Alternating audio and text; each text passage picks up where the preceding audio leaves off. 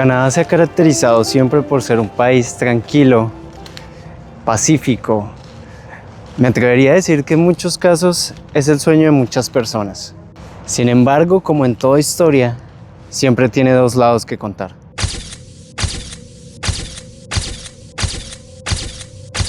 Al igual que cualquier otro país donde la violencia ha estado presente durante mucho tiempo, este país no se queda corto en número de asesinos seriales, número de sectas, y algunas personas ingenuas pensarán que es mentira, que lo más peligroso acá son los osos, los lobos y quizá los gansos. Sin embargo, quizás se les olvida que, como todo iceberg, hay una punta y esa punta baja hasta que encuentras una oscuridad muy profunda.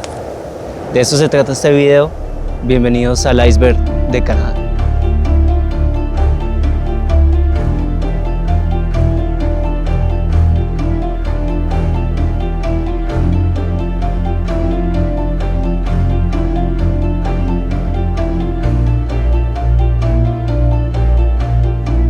Nivel 1. Pies humanos encontrados en las costas de Canadá.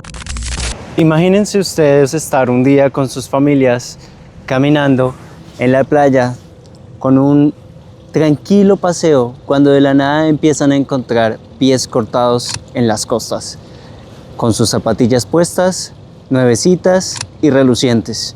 Lo extraño de todo esto es que se encontraron hasta 14 pies entre 2007 y 2018. Un misterio que se arrasó frente a la costa de la Columbia Británica, Canadá. Zapatillas para correr con pies humanos en el interior. El descubrimiento se hizo en una playa cerca de Richmond, al sur de Vancouver. Algunos podrían contribuir esto a un asesino en serie con un macabro modus operandi. Y aunque nos gustaría pensar que fue algo así porque siempre el morbo y la oscuridad mental de las personas está ahí para hacernos entender que quizás a veces la realidad supera la ficción, pues resulta que se trata de algo mucho más simple. Forenses expertos han determinado que esto era un desprendimiento natural del cuerpo, muchas veces causado porque las víctimas atentaban contra sus vidas o por ahogamiento natural. Podría ser. ¿Qué pasaba? Que estos cuerpos, al llegar al mar y ya fallecidos, los microorganismos y los animales tendían a consumir la carne de estos cuerpos. Debido a la característica de flotabilidad de las zapatillas, el pie se conservaba en ellas y tendía a llegar a las costas. Esta era una explicación que, si me lo preguntan a mí, era bastante lógica y daba a entender un poco del por qué este fenómeno tan extraño. Ahora bien, ¿me podrían decir por qué muchos de estos cuerpos jamás fueron identificados? Fueron 14 pies a lo largo de más de 10 años. Me sorprende un poco que algunos de ellos quedaran sin identificar. Claro, la explicación es lógica, pero siempre nos queda la duda, ¿algo más habrá pasado? Pie grande, Sasquatch. Tal vez algunos ya hayan escuchado hablar de este ser mitológico. Lo único que quizás no sepan es que el Sasquatch, como concepto en sí, es canadiense. Tiene sentido si ustedes se ponen a pensar en la infinidad de montañas y bosques que este país tiene, donde nunca sabremos con precisión qué cosas se esconden en los rincones más inexplorados de este país.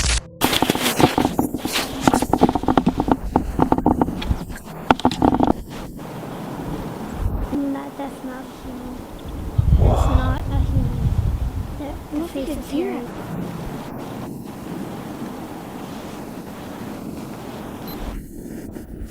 Eso no es humano. Todo empezó con las culturas indígenas de Canadá, que relataban la apariencia de un monstruo bípedo, imponente, peludo, que se escondía y atacaba a los animales.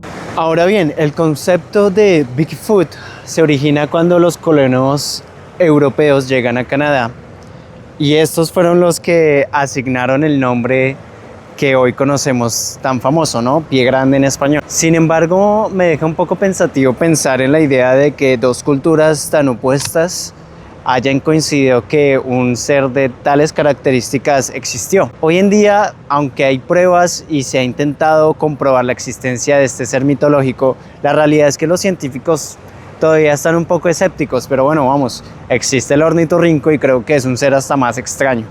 Sin embargo, yo quisiera creer que parte de lo que aquellos indígenas y colonos llegaron a ver existió y quizás aún existe. Lo único es que lo más cercano que quizás lleguemos a estar de verlo sea en el GTA. Nivel 2. Desastre de Halifax. En 1917 ocurrió una de las explosiones no nucleares más desastrosas de toda la humanidad. Estoy hablando de la desastre de Halifax, ocurría en Nueva Escocia. Todo esto ocurre en tiempos de la Primera Guerra Mundial, cuando un buque de carga francés, el SS Mount, cargado con explosiones y municiones, choca con el cargo noruego Imo. Para que se hagan una idea de la explosión, esta destruyó 2.000 hectáreas en las cuales se encontraban edificios, personas, vehículos y dejó un cráter enorme de 260 metros de diámetro en el centro de la ciudad. Ahora solo faltan unos minutos para la colisión. En el último segundo, Mopra se volvió con dificultad hacia la corte. Mientras tanto, la expresión cortó su motor y, invertido, haciendo que la proa se balancee hacia estribor. La multitud se reunió en la orilla para observar el incendio, sin darse cuenta de que estaban viendo una bomba de tiempo. El despachador de trenes Vince Coleman envió un telegrama advirtiendo a los trenes que se acercaban para que se detuvieran antes de llegar al puerto. El Stella Maris realizó un último esfuerzo por ayudar, esperando remolcar el navío en llamas lejos de la costa, pero el tiempo estaba demasiado. Esta desastre lastimosamente dejó como resultado 2.000 fallecidos y un recuerdo que jamás se va a borrar en la historia de este país. Incendios fantasmas de San Luis. En 1928 en Saskatchewan se estaban reportando incendios aleatorios en antiguas zonas abandonadas, principalmente en zonas ferroviarias. Pero lo fascinante de este fenómeno es que nunca tuvo una explicación lógica o científica. Al contrario, diría que en la época se estaba dando una explicación bastante paranormal y se decía que este fenómeno se atribuía a antiguos espíritus de trabajadores ferroviarios que murieron en la zona. Tal vez porque estos tenían un deseo de odio o venganza hacia las personas que quizás los dejaron morir ahí. En definitiva, si hay un lugar encantado o embrujado es Saskatchewan, ya que acá también se habla mucho del mito del Sasquatch o el Bigfoot. Y también me podrían decir, otaku, por favor, báñate, pero esto me recuerda mucho al anime de Fire Force, donde la gente entraba en combustión espontánea de la nada y así se incendiaba súper feo, pero en este caso estamos hablando de lugares y no de personas, ¿no? Oigan, esa ardilla que estaba allá casi me ataca, parce, me estaba en posición de pelea, yo creo que me le muevo mal y me ataca ese hijo de madre. ¡Ah! Desgraciada. Es que mírenla, muchachos, mírenla, está desde hace rato intentando acosarme, mire. Mire. Está ahí, apuesto que me acerca y me va a seguir. Mírenla. Mírenla. Ahí está. Mire. ¡Ey! ¡Ojo! ¡Ey! Parce. ¿Ah? Ardillas caremunda. Por nada, pero hay un montón de esas ardillas. Yo estoy intentando acá grabar de lo más tranquilo y la verdad no estoy asustado, pero, o sea, mire, ahí. Miren, yo no sé si me persiguen, pero miren, ahí hay varias. O sea, no sé si es que ven a un blanquito en un barrio de ardillas negras y creen que pueden hacer con uno lo que quieran, pero no, si no es, muchachos, no se dejen intimidar. Miren, es que me están siguiendo desde hace rato. ¿Ah? ¿Qué pasa? ¿Ah? No, men. ¿Qué pasa con estas ardillas? ¿Qué putas, men? A ver. Oye, es que hay varias. Miren. Parce, o sea, yo estoy aquí grabando un iceberg lo más de tranquilo, pero no me van a dejar. No, definitivamente me metí en el barrio equivocado. O sea, miren, o sea, se ponen alertísimas. Y es que por ahí hay varias, o sea, miren, ahí hay dos. Miren. Ojito. Miren, esa viene de frente. Y hay una...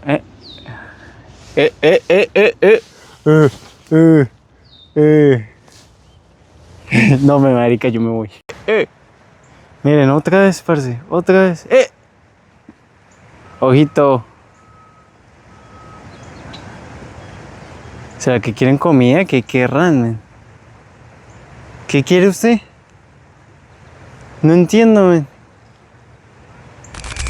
Nivel 3. Carretera de las Lágrimas. Highway of Tears. The Highway of Tears o Carretera de las Lágrimas fue una carretera ubicada al norte de la Columbia Británica, donde curiosamente también se ubica el primer caso de este iceberg. Y a partir de aquí vamos a marcar un antes y un después en este video, ya que empezamos a tocar temas un poco más pantanosos. Desde 1970 en esta carretera se han reportado numerosos casos de desapariciones y asesinatos de mujeres. Pero más allá de esto, más allá del número de víctimas, debemos hablar de que en su mayoría, por no decir que todas, eran pertenecientes a comunidades nativas o indígenas de Canadá. El NDP ha solicitado al gobierno que proporcione un servicio de autobuses a lo largo de la autopista de las Lágrimas, con el objetivo de proteger a las mujeres vulnerables que se ven obligadas a hacer autostop en el camino. Ya en 1969, la autopista 16, desde el Príncipe Rupert hasta el Príncipe George, ha sido la pista de una serie de asesinatos sin resolver de mujeres, muchas de ellas de las primeras naciones. El número oficial de muertos es de 18, pero los líderes aborígenes estiman que podría llegar a hasta 43. Los líderes del NPD y las familias de las víctimas dijeron que si hubiera un autobús que sirviera la ruta, entonces las mujeres vulnerables no se habrían visto obligadas a hacer autostop. Acá se empieza una protesta social prácticamente donde se empieza a hablar de una discriminación sistémica hacia estos grupos. Esta era una carretera remota con mínima presencia policial debido a la discriminación que antes les mencionaba y asimismo porque era un área relativamente pobre, poblada principalmente por personas indígenas o nativas y en la cual se creó una atmósfera de impunidad para los perpetradores de estos brutales actos. Se estima que fueron alrededor de 18 mujeres las que perdieron la vida en esta carretera y encontramos casos donde inclusive una niña de 13 años fue víctima, lo cual es escandaloso, pero lo peor de todo no es esto, sino que nunca se logró encontrar un responsable o grupo de responsables, debido a que en muchos casos, a pesar de que se encontraban los cuerpos sin vida de estas víctimas torturadas y violentadas, se adjudicaba este problema a la violencia doméstica o a problemas de droga. Caso Cindy James. Caso Cindy James. Yo creo que este es el que más me asombra y me deja impactado debido a lo loco del caso. Y yo creo que si hicieran un libro o una película valdría mucho la pena para entender un poco más esta historia, porque de otra manera no encuentro explicación alguna. Cindy fue una mujer de 44 años que vivía en la Columbia Británica, más específicamente en Vancouver, que ya me empieza a preocupar un poco que haya tantos casos de este tipo en la zona, ya se darán cuenta por qué, pero que durante 7 años reportó haber sido acosada, lo cual llevó a más de 100 reportes policíacos de acoso y violencia. Intentarán averiguar si fue asesinato o suicidio. Cindy James es enfermera en Richmond. Su cuerpo fue hallado en un terreno vacío allí el año pasado, 2 semanas después de ser denunciada desaparecida. Durante mucho tiempo, Cindy estaba aterrorizada. Creía que alguien la iba a secuestrar y lo informó a la policía varias veces. De hecho, en los 7 años anteriores a su muerte, presentó 90 quejas ante la policía de Richmond y Vancouver. La policía atribuye sistemáticamente sus problemas al estado mental de Cindy, descartando el asesinato y el informe del primer día del interrogatorio tras investigar su muerte. El cuerpo de la enfermera de 44 años fue hallado en junio pasado en Blundell 3, Richmond, atada de manos y pies. Para Cindy, es el fin de una vida llena de sufrimiento. James fue conocida por la policía de Vancouver y Richmond en más de 90 ocasiones desde que se separó de un médico en 1982. Se quejaba de acoso telefónico, hombres siguiéndola y fue hospitalizada en 1983 tras ser hallada golpeada en su garaje. Ella afirma que 2 hombres la atacaron. Cindy cambió su nombre, eliminó su número de teléfono y se mudó de Vancouver a Richmond. Pero no importa lo que haya hecho, el acoso continúa. pero los investigadores nunca pudieron resolver quién la acosaba, y con los años empezaron a dudar de su historia. Sin embargo, a pesar de lo numeroso de los reportes y la cantidad de tiempo que pasó entre el primero y el último, las autoridades nunca pudieron actuar debidamente, puesto que no había suficiente evidencia para abrir un caso. En un punto, ellos inclusive llegaron a pensar que Cindy estaba mintiendo y solamente quería llamar la atención. Pero esto es muy extraño porque la cantidad de reportes y el tiempo que pasó fue demasiado grande. 7 años y más de 100 reportes policíacos es algo que no es normal. Y si fuera el caso en el que Cindy estuviera mintiendo, pues ciertamente estamos hablando de un trastorno psicológico bastante severo. Lo extraño de este caso es que en mayo de 1989, Cindy desaparece repentinamente y su cuerpo es encontrado 2 semanas después en una intersección bastante transitada en la zona. Su cuerpo yacía sin vida, atado de manos y pies y tirada cerca a los árboles o arbustos que estaban ahí en la propiedad, y con un graffiti encima de ella pintada sobre la propiedad que decía una yace aquí. También tenía una media en nylon alrededor de su cuello, fuertemente apretado, y también forenses dicen que su muerte como tal fue debido a una sobredosis de morfina. Esto deja mucho que pensar, sobre todo porque la policía nunca pudo encontrar evidencia al respecto, porque hasta el día de hoy lastimosamente nunca se han encontrado responsables o un responsable de este caso, y Cindy pues yace sin justicia. Sin embargo, mucha gente adjudica este evento a su ex esposo, que quizás fue él o estuvo involucrado en el acto, pero nunca se lograron encontrar evidencias concretas respecto a esto.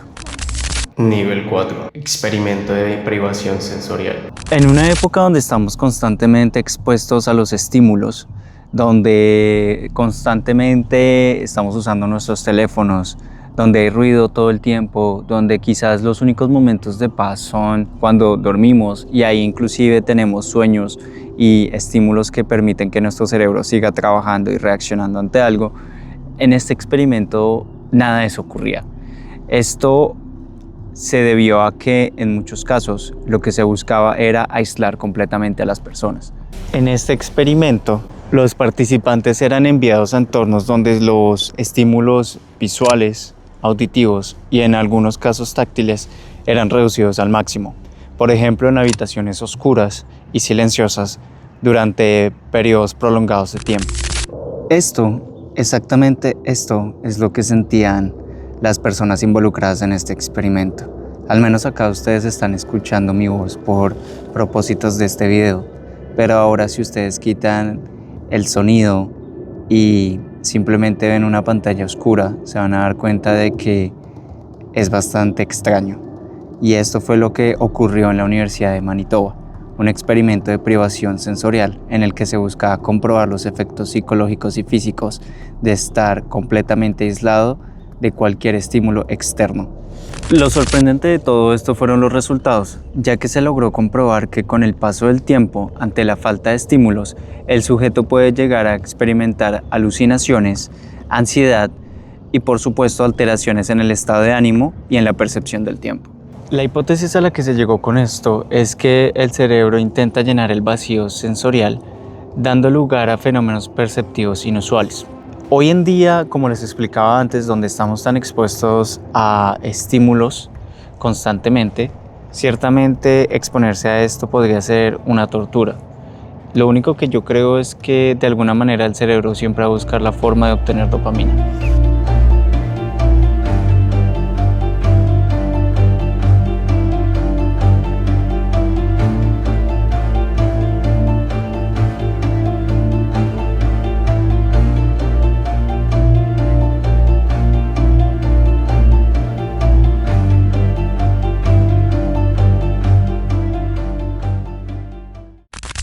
El fantasma de Esterville.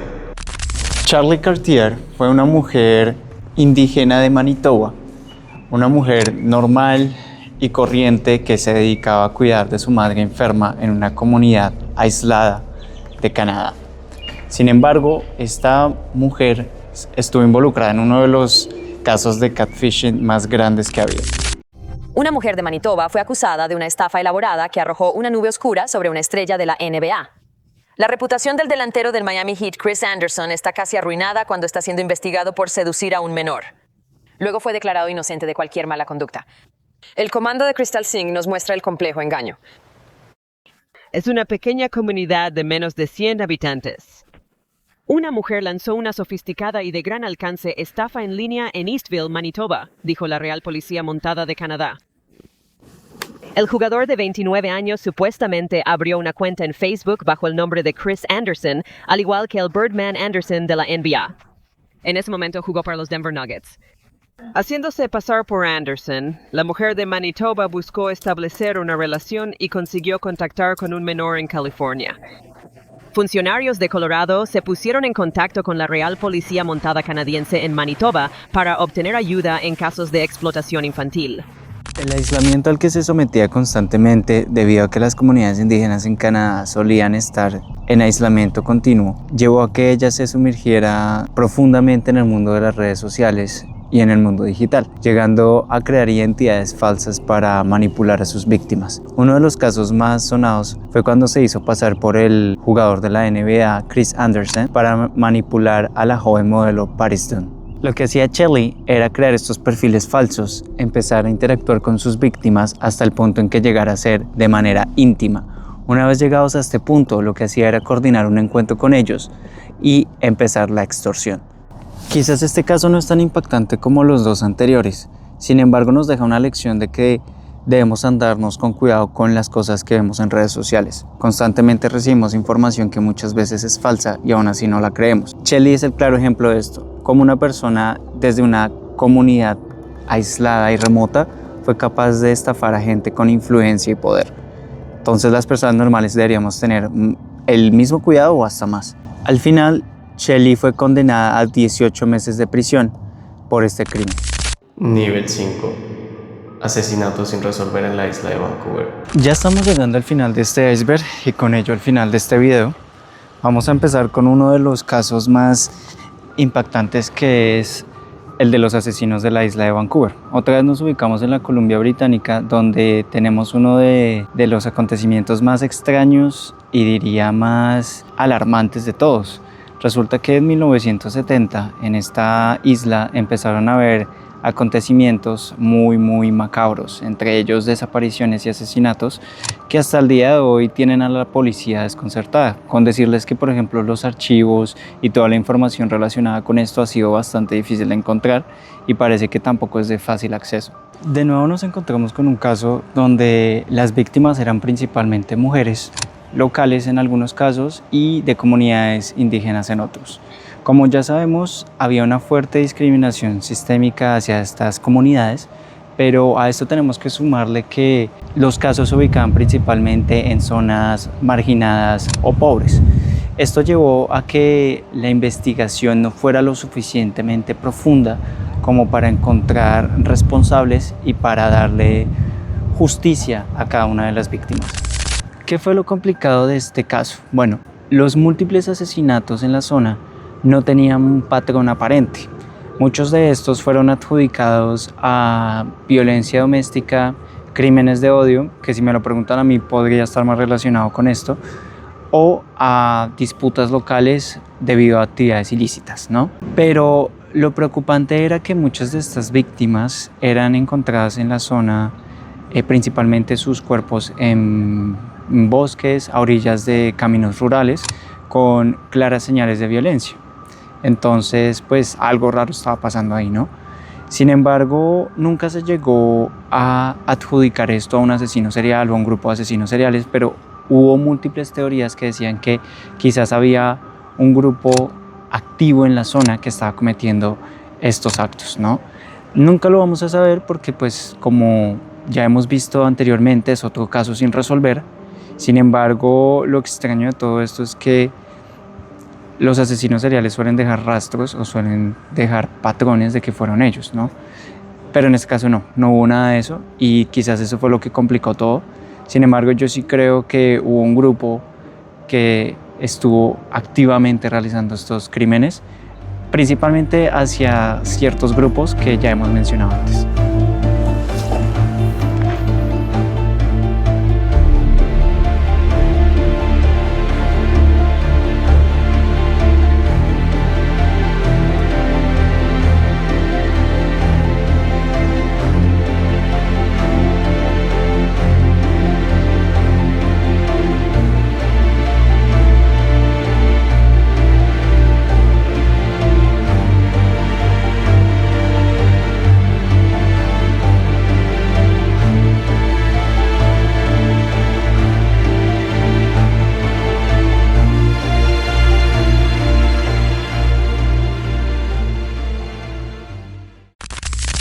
Asesinato de Tim McLean. Nos encontramos con el último caso, creo que uno de los más hablados aquí en Canadá, famosos también y brutales. Es decir, estamos hablando del asesinato de Tim McLean. Todo esto ocurre el 30 de julio por la tarde en 2008, cuando Tim, un joven canadiense de 22 años, se encontraba viajando en un autobús por la autopista transcanadiense a 30 kilómetros del oeste de Manitoba. Los acontecimientos ocurren de la siguiente manera. Mientras estaba Tim viajando en este autobús, ellos hicieron una parada en la cual se sube Vince Lee, su agresor. Este era un canadiense de origen chino de aproximadamente 1,85 centímetros de estatura y 90 kilogramos. Estamos hablando de una persona bastante grande.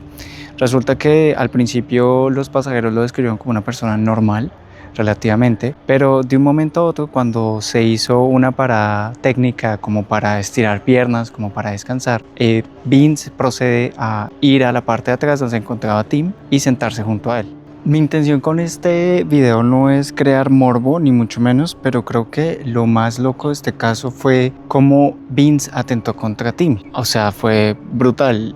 Para darles una idea un poco de cómo fueron los hechos, cuando Vince se pasa a la parte de atrás, Tim se da cuenta de esto, pero él estaba con sus audífonos y pues procede a quedarse dormido, ¿no? Él estaba junto a la ventana y Vince estaba por el lado del pasillo. Cuando este se queda dormido, los pasajeros describen que de la nada Vince saca un cuchillo grande de caza y comienza a apuñalarlo en el cuello y en el pecho. Cuando el conductor se da cuenta de esto, pues este procede a orillarse, a parar y a permitir que los otros pasajeros pues huyeran aterrorizados de lo que estaban viendo. Después de esto pues procede a ver una de las cosas más indescriptibles y nauseabundas, diría yo, que alguien podría hacer contra otra persona. Resulta que en este caso, ya una vez los pasajeros huyeron y prácticamente Tim estaba completamente ya indefenso, pues este procede Vince a decapitar a Tim y a enseñarle la cabeza a todos los pasajeros y a restregarla por todos los vidrios del autobús, algo que ciertamente no se puede decir que sea porque es una persona consciente. Claramente no era consciente, estaba roto de la cabeza, estaba, no sé cómo describirlo porque no me imagino a alguien haciendo eso, pero lo peor de todo no es eso, lo peor de todo es que acto siguiente, no suficiente con eso, procede a ir al cuerpo ya decapitado de Tim y a consumir partes de su cuerpo, o sea, canibalismo. Entonces estamos hablando de un acontecimiento terrible, no solamente por lo brutal de lo que aconteció, sino que estamos hablando de un hombre de 40 años atentando contra un joven de 22. Y más allá de eso, el estado mental en el que tenía que estar Vince, no me puedo imaginar qué fue. Lo peor de todo es que al final él no fue culpado como tal de asesinato, sino que por su condición psicológica fue remitido a un centro psiquiátrico, o sea, no pisó la cárcel. Bueno, o sea, estamos hablando de probablemente uno de los casos más famosos acá y uno de los acontecimientos y resultados más grotescos, diría yo, porque por más que tu estado mental no te permita ver lo que estás haciendo, hay límites, y creo que en este caso se pasó uno de ellos. El hombre que decapitó a un pasajero en un autobús Greyhound podría pronto caminar por las calles de Winnipeg sin supervisión, una decisión que ha llamado la atención. Vince Lee sufría de esquizofrenia y fue descubierto sin responsabilidad penal después de años de medicación. Katie Nicholson explicó que los médicos creen que representa poco riesgo para el público, pero ahora hay preocupaciones sobre la seguridad de Lee. Me pone enfermo. Esta no es la noticia que Carol Dudley quería escuchar. Ahora caminará por las calles de Winnipeg. Tengo miedo. Hace unos 7 años, Vince Lee decapitó al hijo de Dudley, Tim McLean, y 8 partes de su cuerpo en un autobús Greyhound en el oeste de Manitoba. Lee sufre de esquizofrenia. No fue encontrado criminalmente responsable del asesinato y ha vivido en el Centro de Salud Mental de Selkirk desde entonces. El viernes, la Junta de Revisión de Manitoba decidió otorgarle nuevas prerrogativas muy útiles. Mientras continúe tomando sus medicamentos y lleve consigo un teléfono celular que funcione, puede ir solo a Winnipeg con un viaje de un día. La Junta también considerará permitirle mudarse a un hogar grupal. Bueno, y me queda agradecerles por llegar hasta el final. Este es un video que me tardé mucho tiempo en hacer, no solamente por la investigación, sino para encontrar un tiempo para grabar, para hacer como evitar el morbo lo máximo posible, porque esa no es la idea. La idea es que conozcan un poco más de ese lado quizás no tan conocido de Canadá, un país hermoso, maravilloso, que tiene grandísimas cosas por enseñar y que tiene una historia rica en cultura, en cómo ha gestionado su país a lo largo del tiempo y de la historia.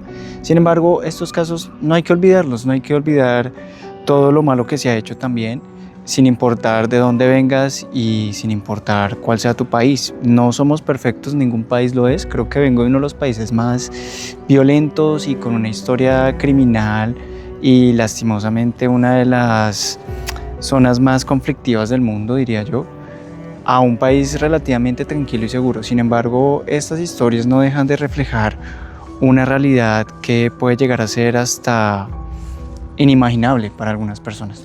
Pero pues nada, nuevamente agradecerles por este tiempo que me regalaron al ver este video y nada, espero que la pasen muy bien, que tengan un excelente día y pues que esto, más que el morbo, les despierte una curiosidad por entender por qué ocurren estas cosas, ¿no? Entonces nada, muchas gracias.